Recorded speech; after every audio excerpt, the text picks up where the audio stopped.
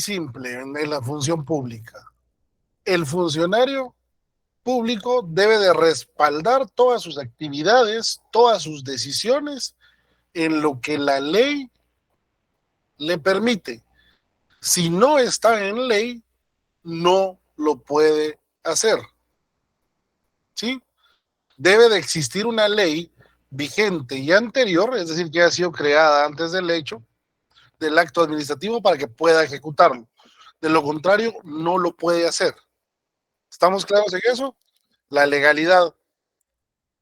La juridicidad o juridicidad va de la mano, pero se refiere a que a cómo comprender la norma. Vamos a ver, la Constitución establece que usted como ciudadano puede hacer todo aquello que la ley no le prohíbe. ¿Me explico? Si no está prohibido, por lo tanto está permitido. Si no hay una norma que a mí me prohíba vender panes afuera de mi casa en la banqueta, yo puedo vender panes afuera de mi casa en la banqueta. ¿Ok? ¿Por qué? Porque la ley, no hay ninguna ley que me lo prohíba. Usándolo como ejemplo. Pero eso es en mi vida particular, como individuo. Como funcionario público, como empleado público, yo solo puedo hacer lo que la ley me permite. Si no está permitido, está prohibido. No sé si me explico. Debe de existir una ley que a mí me permita hacer la actividad que quiero hacer. Vamos a ver, un ejemplo simple. Cuando en el pasado yo trabajé dentro de la Universidad de San Carlos y fui el encargado de la normalización, legalización de bienes inmuebles propiedad de la universidad, y le pedimos al ministro de Finanzas, que es el encargado de la hacienda pública, que donara a la universidad un bien inmueble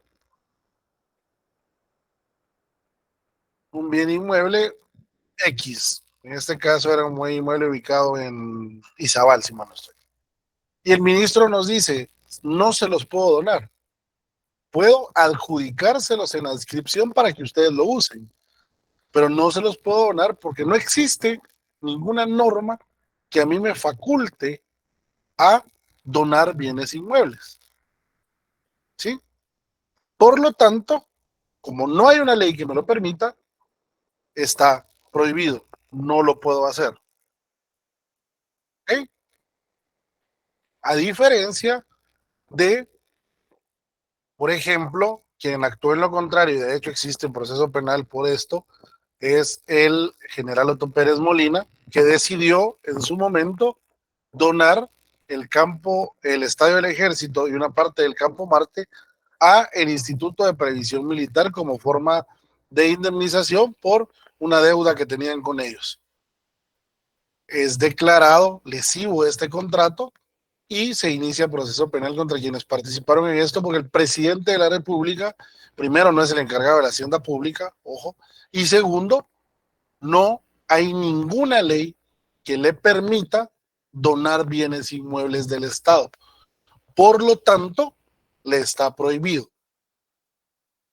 ¿Me explico la diferencia? ¿Dudas? Estamos bien, Lick, gracias. Gracias, Elmer. ¿Alguien sí, Vinicio? Buenas tardes, Lick. Perdona, ¿eso significa que, digamos, el Ejecutivo, como es el, digamos, garante digo, administrador de los bienes del Estado, solo lo faculta para, como decir, darles mantenimiento y ni siquiera se le permite hacer como un tipo de usufructo? Un usufructo sí puede. Un usufructo sí puede. Lo que no puede es donarlo. ¿Ya? Le voy a explicar. Lo que pasa es que nosotros pedíamos la donación, le voy a contar esta historia, porque había una regla en la ley orgánica del presupuesto que para que una entidad del Estado, de la parte centralizada, que ya se los voy a explicar, pudiera construir en un bien inmueble, tenía que estar a nombre del Estado. Pero si una entidad descentralizada o autónoma quería construir en un inmueble, tenía que estar ese inmueble necesariamente a nombre de esta entidad. Es decir, que no podía el Estado o no podía la Universidad de San Carlos construir, ¿me explico? En un bien inmueble que estaba a nombre del Estado. Entonces, la unidad no podíamos construir, teníamos el inmueble en un fruto, pero no podíamos mejorarlo ni arreglar lo que había, porque la Contraloría nos sancionaba porque había una norma que no permitía construir si no estaba en nombre de la Universidad de San Carlos. ¿Me explico? Con fondos de la universidad. Entonces, ahí lo que se provocó fue al revés. Se modificó la norma, la ley orgánica del presupuesto, y ahora tiene un artículo bis en el que se establece que todos, que se puede construir en un bien inmueble siempre y cuando esté a nombre del Estado. O sea, si es dinero público, puede construirse en que esté a nombre del Estado, aunque no esté a nombre de la entidad que lo está haciendo. No sé si me explico. En el caso de la universidad, tenía ese inmueble o tiene ese inmueble en Izabal, en ese momento en un usufructo por 50 años, le quedan como 30, entonces puede construir en ese inmueble porque está a nombre del Estado. Pero antes no se podía. ¿Por qué? Porque había una norma que así lo establecía.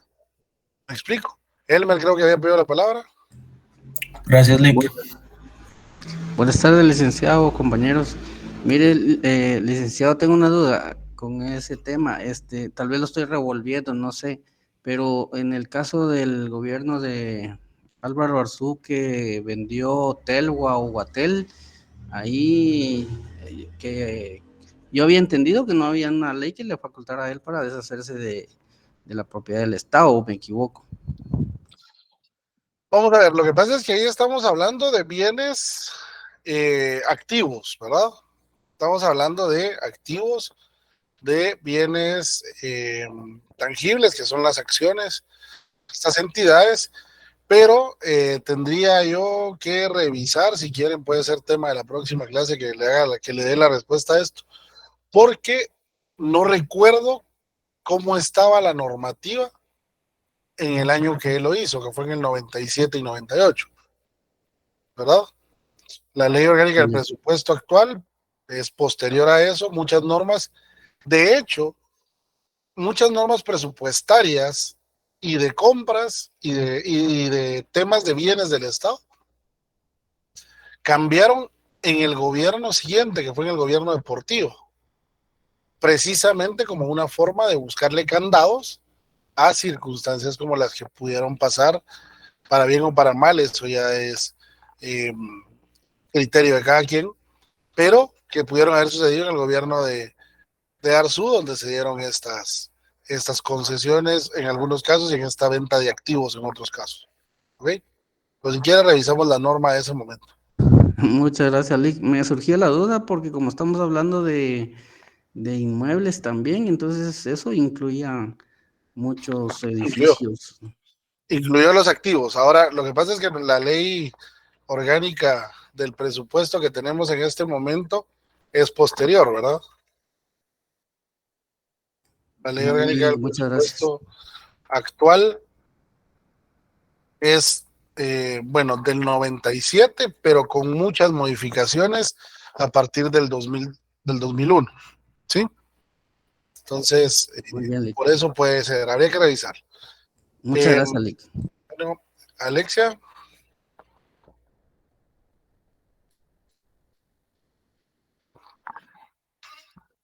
Gabriela, ¿me levantó la mano?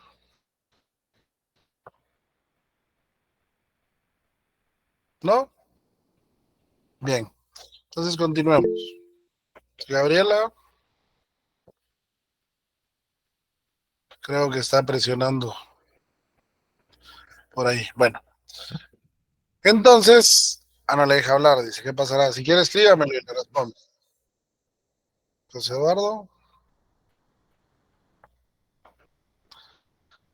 bienvenido. Bien, en lo que escriben por ahí,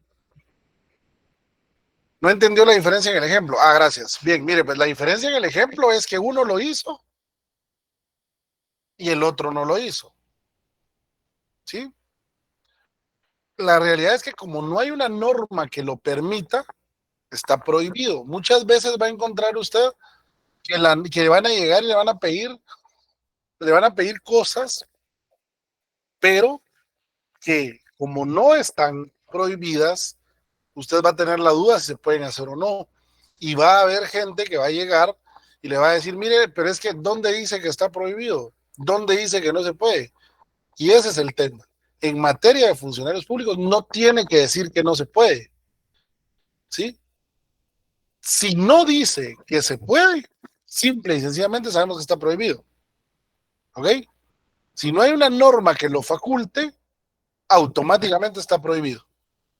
No hay forma de hacerlo aunque no exista una norma que diga no se puede. O sea, no existe una norma que diga el presidente de la República puede donar bienes inmuebles.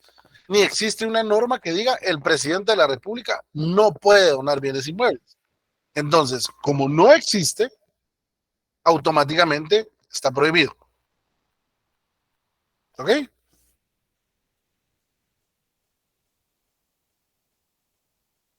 Listo.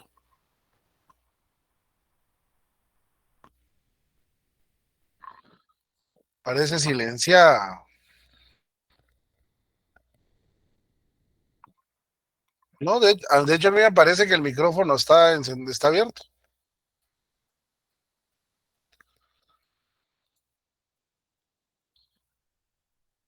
Ahorita le acabo de decir. Legalidad, ¿verdad? Juridicidad. Ah, perdón. Legalidad es simple. Todo lo que usted resuelva, todo lo que usted haga, tiene que marcar cuál es la norma jurídica que se lo autoriza. Ah, ya entendí. Muy bien. Sí, es que estaba perdido porque como estábamos hablando igual de que si se podía o no se podía según la ley, entonces ahí me estaba perdiendo un poco.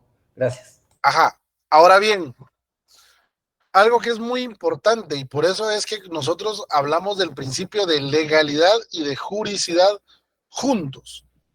¿Ok? No puede haber juridicidad sin legalidad. ¿Ok? Y no puede haber legalidad sin juridicidad, porque usted tiene que decir cuál es el artículo que lo faculta.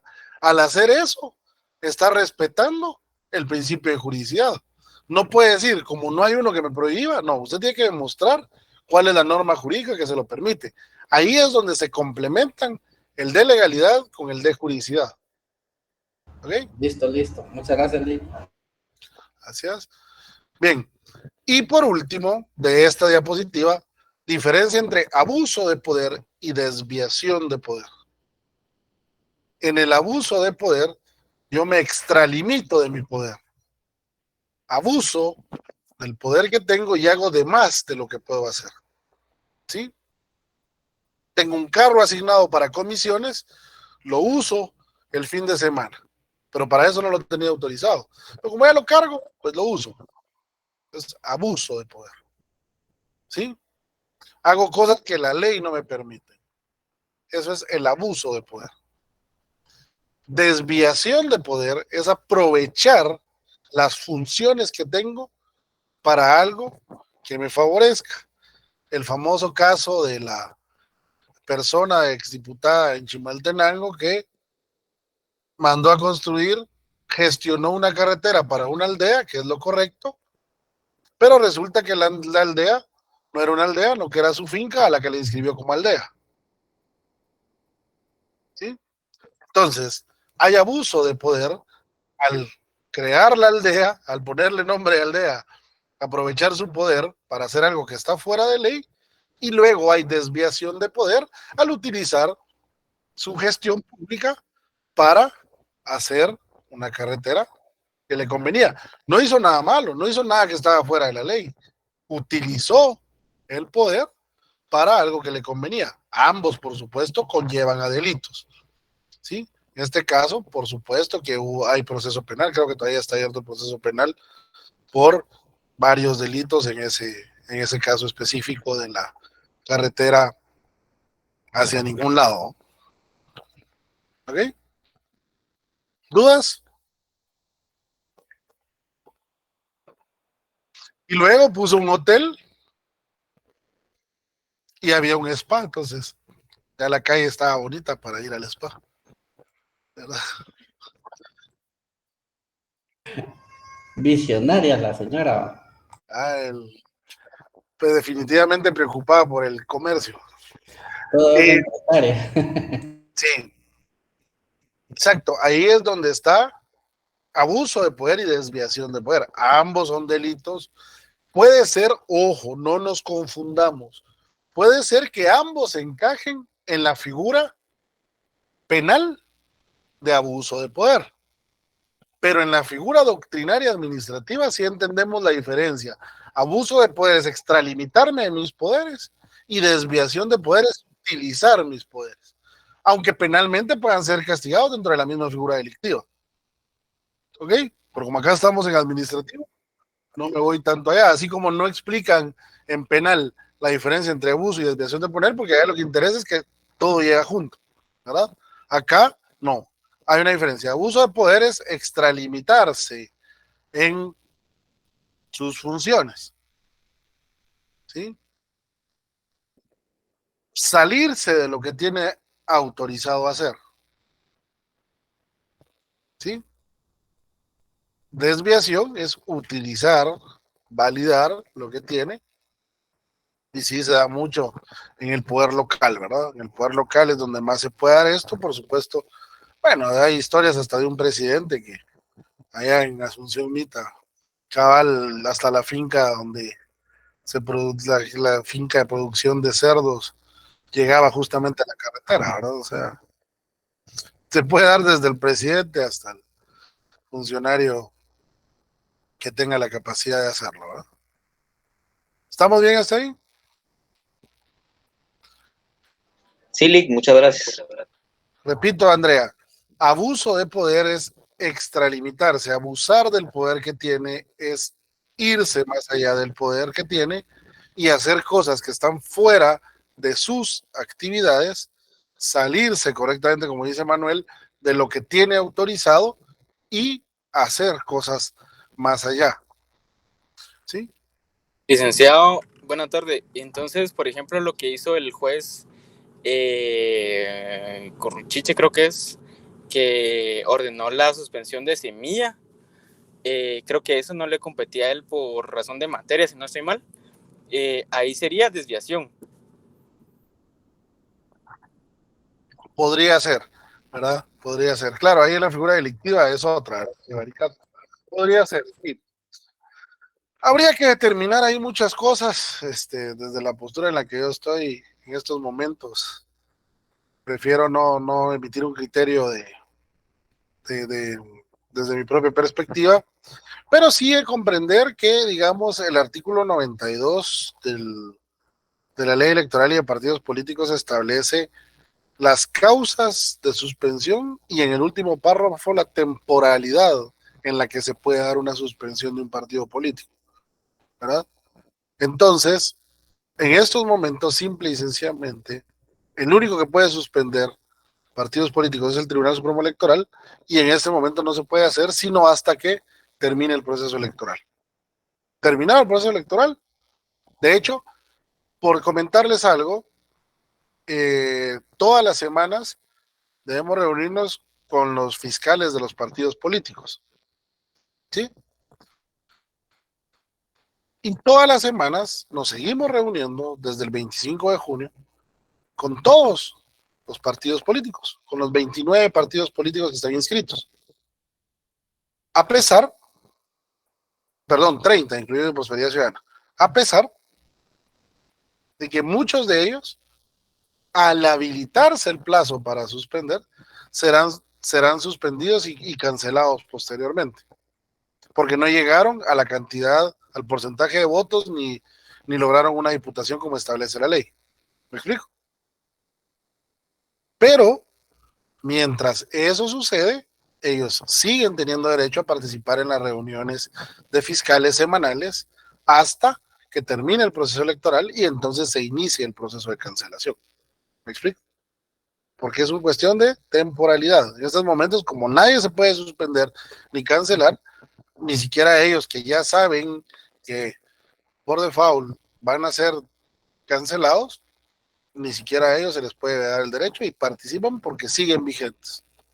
¿Ok? Que son 12 partidos.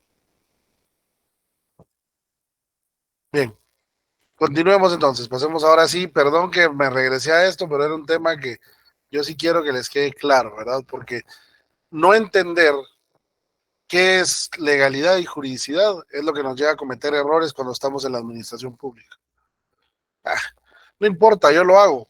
No, no importa, yo lo autorizo. No, momento. Usted no lo puede autorizar porque no hay ninguna norma que se lo permita. ¿Ok? Encuentre la norma, cree el reglamento, vaya al Congreso, ¿sí? Y hágalo. El caso que les doy de la universidad. No podíamos construir en el bien inmueble en Izabal. Presidente, dónenos. No puedo. Se fue preso el presidente que estaba en ese entonces, quedó el vicepresidente que había sido un rector. Señor rector, señor ex rector, dónenos. No puedo. No hay una ley que me lo permita. Lo que sí me permite es hacer una propuesta de ley. Hagamos una propuesta. Se hace la propuesta de ley para que entonces ya se pueda construir, siempre y cuando esté en nombre del Estado. ¿Sí? Pero entonces ya existe una ley que le permitía a la universidad hacerlo, ya se puede. Igual no ha habido presupuesto y creo que no lo han hecho. Por lo menos provocamos el cambio que se necesitaba. Bueno, continuemos. Ahora sí, ya que entendimos de mejor manera qué es la administración pública, voy a pasar a lo que es el derecho administrativo. Repito lo que les dije en la primera clase. Puede ser que sean pocas diapositivas, yo creo que apenas voy por las 7. Pero ustedes ven que en contenido son muy llenas de contenido, muy repletas. En la primera clase les dije que yo iba a hacer más o menos una clase donde iba a hablar mucho de historia y que iba a ser como muy corrido, pero que es necesario hacer esto para entender el porqué del derecho administrativo. El derecho administrativo es un magma compuesto de diferentes elementos. Yo utilizo la palabra magma porque ¿alguien sabe qué es un magma? Es una aleación de varios minerales que son Muy bien. expulsados por un volcán. Sí, muy bien, muy bien. Básicamente, un magma es eso, una fusión de diferentes situaciones, pero que se unieron por algo en específico, en este caso la erupción del volcán, por algo que para nosotros puede ser un evento histórico que cambia y que mueve todo.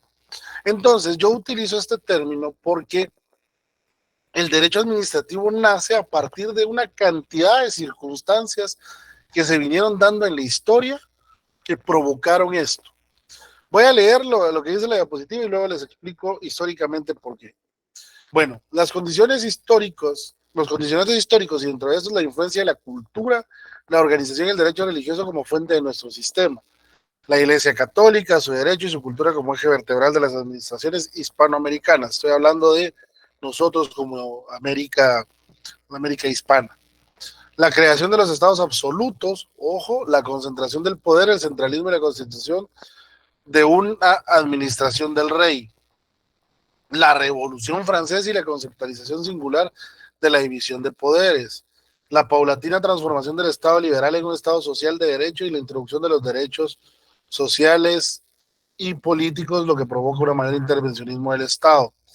La progresiva influencia de los principios del sistema norteamericano, tanto la configuración como el juego pluralista de las administraciones, así como la hegemonía de principios económicos característicos de del sistema pluralista y la globalización, tanto en aspectos económicos como sociales y el régimen jurídico que se articula. Bien.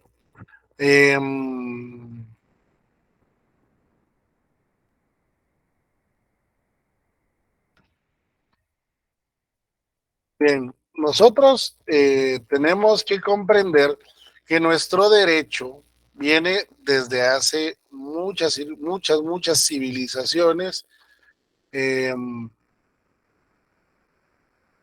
y desde ese punto de vista nosotros tenemos que tomar el contexto histórico para entender por qué el derecho administrativo es tan complejo.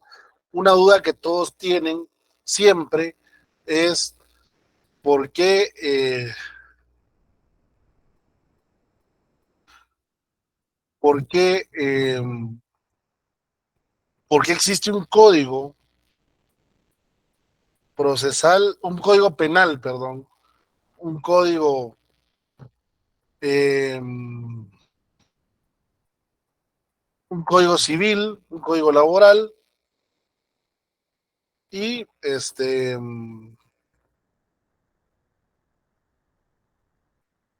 y en derecho administrativo hay tantas normas dispersas. ¿Qué es lo que sucede? Miren, pues, el derecho nace, alarán, se va a ir muy lejos van a decir ustedes, pero va a ser rápido. El derecho nace desde el nacimiento del ser humano. Yo creo que eso ya lo tenemos clarísimo. Eso ya se los enseñaron en derecho 1, los que creemos en el naturalismo, sabemos que el derecho es inherente al hombre, incluso los que creen más en el del positivismo, también coinciden en que hay ciertas normas que vienen antes. Y bueno, hace más de 3000 años en Babilonia ya teníamos ciertas reglas en los códigos de Hammurabi, en donde el rey ponía algunas normas en Babilonia, donde pues venían reglas tan simples como la ley del talión, ¿verdad? Ojo por ojo, diente por diente, donde viene eh, donde vienen distintas reglas de la propiedad o por lo menos de la posesión de los bienes inmuebles, donde vienen ciertas reglas ya que vienen articulando una figura de derecho. Digamos que esos vienen a ser como las reglas anteriores. Después, pues ya saben ustedes, Egipto, Grecia, las ciudades-estado, ya empiezan a crearse normas. Y llegamos a Roma. En Roma, el derecho romano es la base de nuestro derecho, ya todos lo sabemos. En Roma, ustedes ya saben, Justiniano junta al grupo de juristas, un grupo de estudiosos de las normas y los manda a estudiar y a entender todas las normas que hay en el imperio para unificarlas y comprenderlas de mejor manera, por qué de un lado se entendía una regla de una forma, por qué de otro lado se entendía de otra, y cómo poder aplicar el derecho romano en todo el imperio. Al darse esto, tenemos una primera positivación del derecho, una primera forma de las normas ya creadas como un libro, digámoslo así, como escritas, pues como ya las tenemos. Antes las normas eran como más normas morales, más normas dictadas que fueron surgiendo. Al rompimiento del imperio empiezan a surgir los reinos, los distintos reinos, y el rey empieza a tener la hegemonía del poder. En esa hegemonía del poder, el rey dictaba sus normas, que sí, a veces las escribía y las mandaba a leer.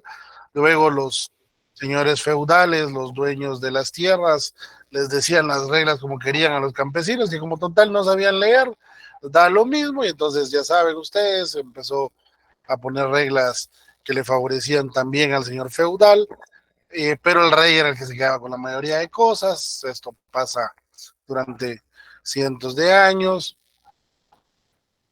Luego viene la etapa del oscurantismo, de la iglesia dominando todo, y entonces ya hay una mezcla entre la realeza y la iglesia, y la gente está muy oprimida, al grado de llegar a muchos años después, en 1215, la primera constitución, la Carta Magna inglesa, la constitución inglesa, perdón, en donde se ponen de acuerdo a los señores feudales con el rey, porque ya le quería cortar la cabeza al rey, y el rey antes de que lo mataran prefirió darle privilegios a los señores feudales, y ustedes dirán, bueno, ¿y esto qué tiene que ver con el derecho administrativo?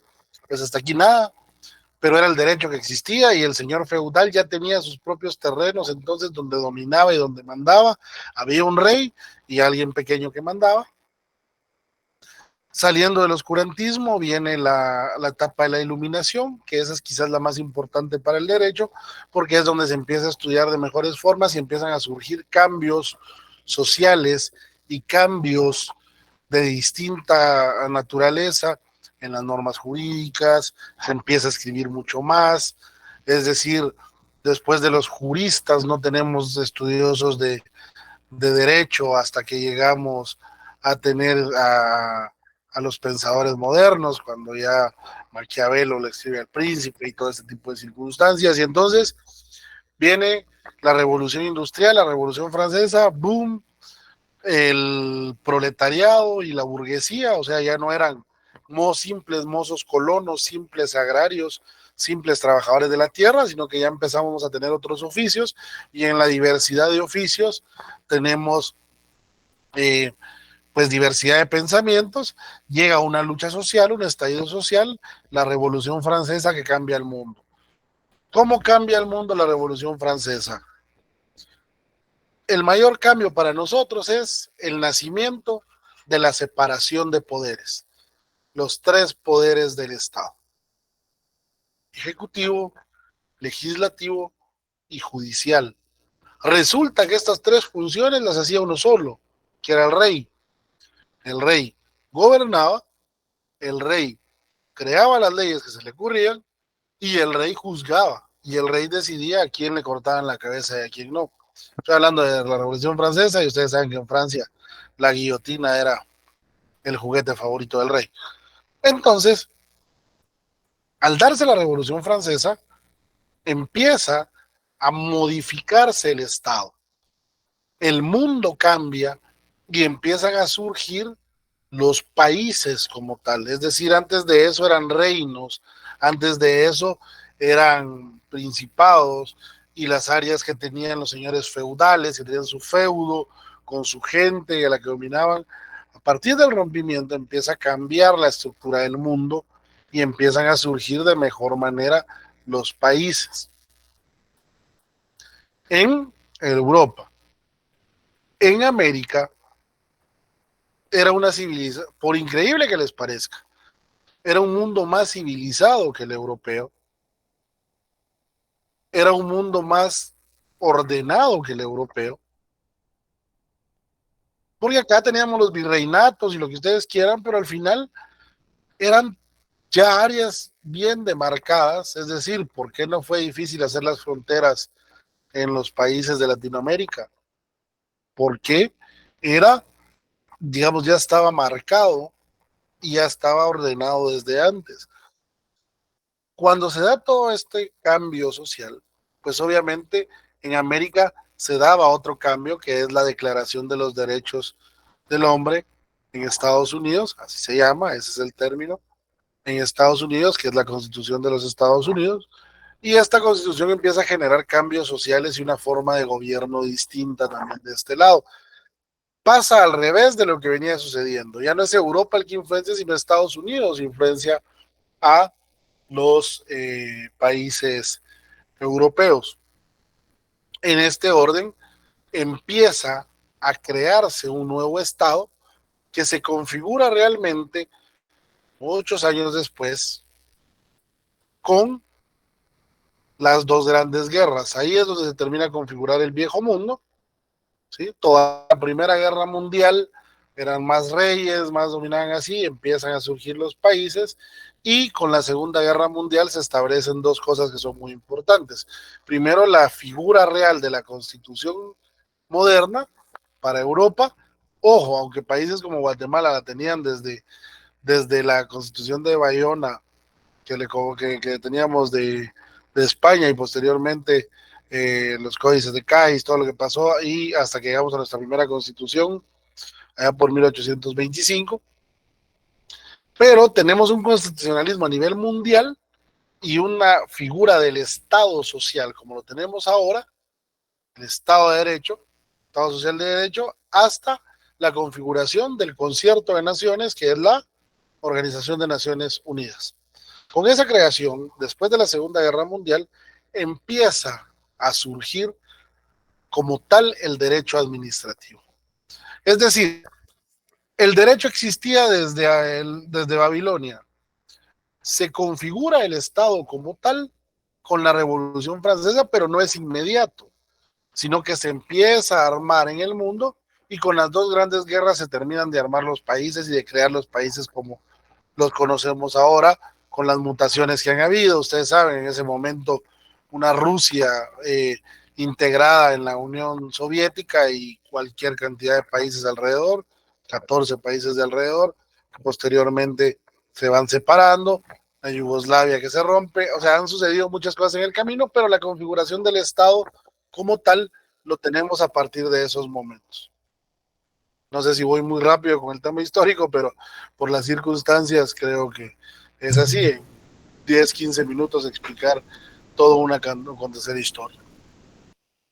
Al llegar a este momento, entonces, empieza a surgir el derecho administrativo como lo conocemos, ¿sí?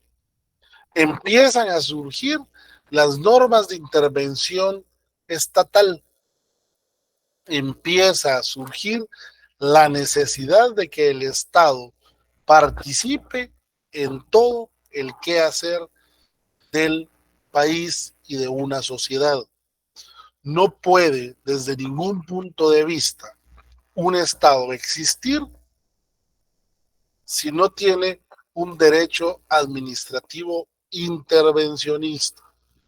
Mientras, escuchen este importante principio que lo vamos a estudiar un poquito más adelante. Mientras más libre quiere ser el individuo, más debe de intervenir el Estado. ¿Cómo así me van a decir ustedes? Entonces, ¿cómo va a ser libre si el Estado interviene? Lo que pasa es que el Estado debe de tener reglas claras para que pueda usted realizar cualquier actividad libremente. Por eso es que nosotros tenemos hasta una ley de caza y pesca. ¿Cuántos de nosotros salen de cacería? Pero con uno que lo haga, el Estado debe de proteger el derecho de los demás y protegerle a él su derecho de hacerlo. ¿Cómo así? Bueno, protegerle de ciertas circunstancias, pero también proteger al medio ambiente, darle límites. Ok, a usted le gusta cazar, puede cazar, pero no puede cazar ciertos animales. Ok, usted puede pescar, pero el pez vela está prohibido. ¿Me explico? Porque si daña el pez vela, le hace un daño a nuestro ecosistema. Y eso es un daño para todos. Entonces el Estado debe participar más, fíjense bien, para que las personas sean más libres. Eso es algo muy importante en el derecho administrativo. Y luego entonces, en los 50, en el boom del derecho administrativo, y empiezan a meterse el Estado en todo, porque entonces queremos seguridad social, que los sindicatos, queremos libertades sindicales, ok, bueno, entonces tenemos que crear una norma que regule la actividad de los sindicatos, que regule los derechos y las obligaciones de los sindicatos y que regule también el tema de la seguridad social. Sí, yo necesito un instituto de seguridad social, perfecto, pero entonces ese instituto de seguridad social tiene que tener reglas, cómo lo van a mantener, quién va a pagar, de dónde va a salir el dinero, cómo van a contratar a los médicos, todo eso, ¿verdad? Mientras más tenemos, más reglas vamos a crear. Mientras más intervención del Estado. Y entonces, luego, en los años finales de los 50 y 60, surge también una nueva figura que es los derechos ambientales, y entonces el Estado debe intervenir también en la protección del medio ambiente, ¿sí? Y entonces en Guatemala por eso tenemos una ley de áreas protegidas, en Guatemala por eso tenemos un ministerio de Ambiente y Recursos Naturales, es decir, hay un montón de cosas, ley de bosques, incluso también el registro de información catastral sirve para eso, es decir, muchas instituciones que tenemos que crear. En Guatemala también creé el Instituto Nacional de Transformación Agraria, el INTA, etcétera, etcétera. Mil cosas que van surgiendo del Estado para participar en la protección del medio ambiente y de la protección de todo lo que rodea al ser humano, ¿verdad? Nosotros siempre reclamamos, por ejemplo, que que el lago de Amatitlán colapsó por el descuido, es cierto, yo no lo niego, pero existe una entidad que es la Autoridad para el Manejo eh, Sostenible del lago de Amatitlán, AMSA, que tiene una función de protección. Y ustedes me dirán, no la ha hecho bien. Tienen razón, no la ha hecho bien, sobre todo con temas como la famosa compra del agua mágica, ¿verdad? Pero, sí, pero aún así, hace mucho y ha protegido. O sea, hemos colapsado aún teniendo formas de proteger. Si no las tuviéramos, creo que ya habrían en algunas cosas situaciones catastróficas. El tema es que mientras más el Estado participa a nivel del Concierto de Naciones y a nivel de las actividades del Estado, más va creando normas de derecho administrativo. Vamos al Concierto de Naciones y resulta que por lo que pasa en el país, firmamos un convenio de protección de, de los derechos de autor. Entonces tenemos que regresar al país y crear normas en las que el Estado proteja los derechos de autor.